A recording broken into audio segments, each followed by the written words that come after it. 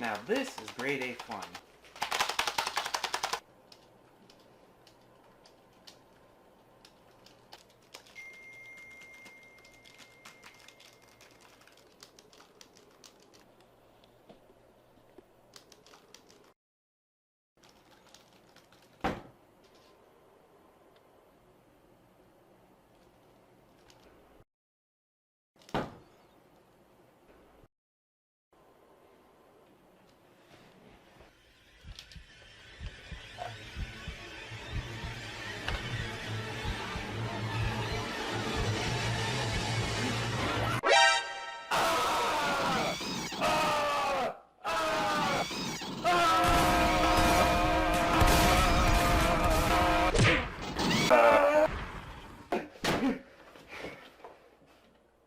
What are we doing? I don't know. But do you want to do a video about Area 51?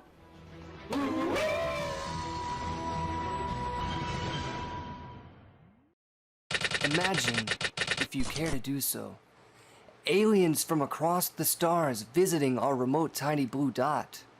Crash landings, multiple sightings, and secret technology not meant for the public's eye. And that was just the start. And it all began here at Area 51. Or as the conspiracy theorists call it, Scaria 51. I'm not sure people call it that. Shut up. Did you know most of Area 51's construction was completed at night, so as to not draw attention to the public's eye? not only this, but 440 square miles around Area 51 was boxed off from all other airspace, and an additional 40,000 acres were withdrawn from public access. They also had one tennis court and a bowling alley for the employees who lived on the base. No TVs or radio signals made it through the mountain pass after a certain time. Although, one day out of the week, they did have steak. Just what is Area 51 hiding? What kind of experiments are conducted within the fortified compound? And is Area 51 a luxurious hotel for extraterrestrials? You've just crossed over to RemJon Productions. The first known use of Area 51 was in 1941. It was a training center for the West Coast Air Corps, known as Indian Springs Airfield Auxiliary No. 1. Of course, this was 6 years before the Roswell UFO incident, the most famous alleged alien crash in history. Or, as the official story goes, it was a US Air Force surveillance balloon. Up until 1990, the military still published reports claiming it was merely the crashed project Mogul Balloon, even after several claims of extraterrestrial bodies having been discovered that July day in 1947. Is the government hiding remains of an alien corpse? Or are aliens simply living among us at Area 51? Maybe one day we'll find out. It's claimed that 90% of Area 51's UFO sightings can be debunked and written off as manned aircraft commonly used in the airspace.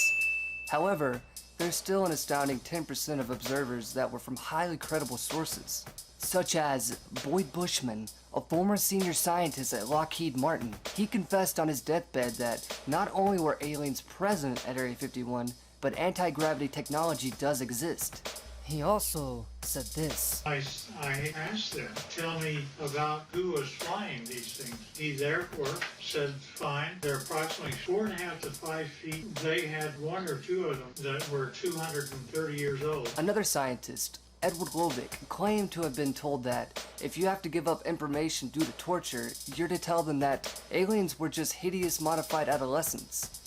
Makes you wonder just what exactly they really were. On August 15, 2013, the CIA finally spilled the beans about existence of Area 51. Not that we didn't know it was there already.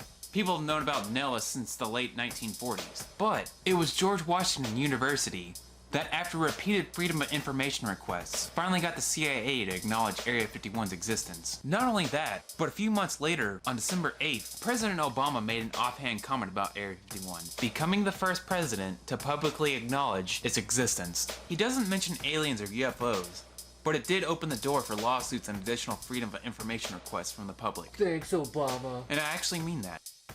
Did you know that 57% of all Americans believe in the existence of UFOs due to Area 51 conspiracies? And in case you didn't know, that's over half the entire country. thousands upon thousands of UFO sightings and reported abductions near Area 51 are reviewed every year by the US government. That's not to say that most UFO sightings are not alien in nature, just aircraft that we can't scientifically account for. But what about the abductions that thousands upon thousands of people experience every year? Just how do we account for that? Are these people really abducted and experimented on? Or are they experiencing something more natural, like sleep paralysis? As someone who has sleep paralysis on a daily basis, I can say without a doubt that it's fairly hard to distinguish reality from your waking dream state of mind. However, I don't doubt abductees' beliefs that they were truly abducted, because not all stories can be chalked up to a simple sleep disorder. The Area 51 mess hall once upon a time served such delicate foods such as lobsters, steak, and even oysters. As an avid taxpayer, I feel like the kind of funding going into something so covert and secret should at least merit a small hint of as to what's going on in such a top secret Air Force base. But in this day and age, with this economy, who knows? They may just be eating frozen pizzas like the rest of us. Area 51 didn't stop with just amazing foods to entice employees to work there. Oh no.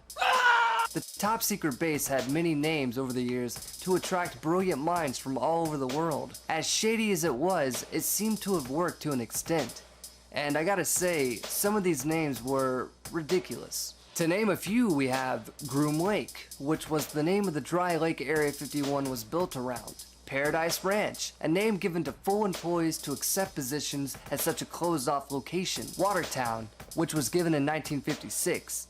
An ironic name to say the least, seeing as how it was in the middle of the desert. And of course, Dreamland, a sort of play on words from an Edgar Allan Poe poem.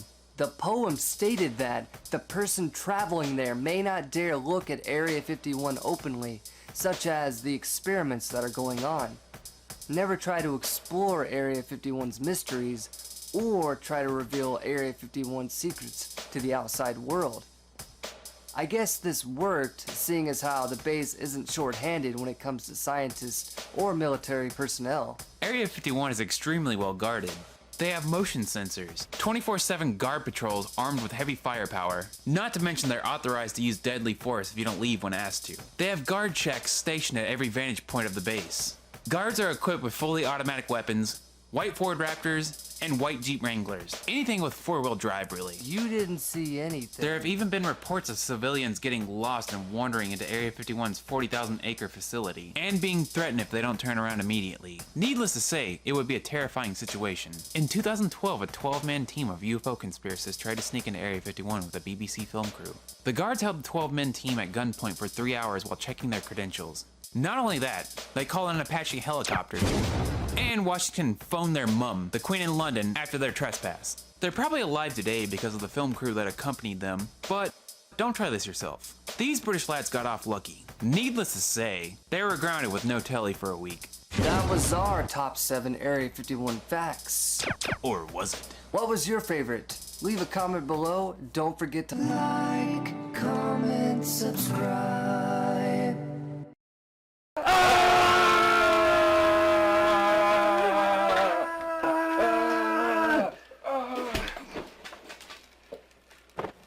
Special thanks to TJ Plays for helping make this video.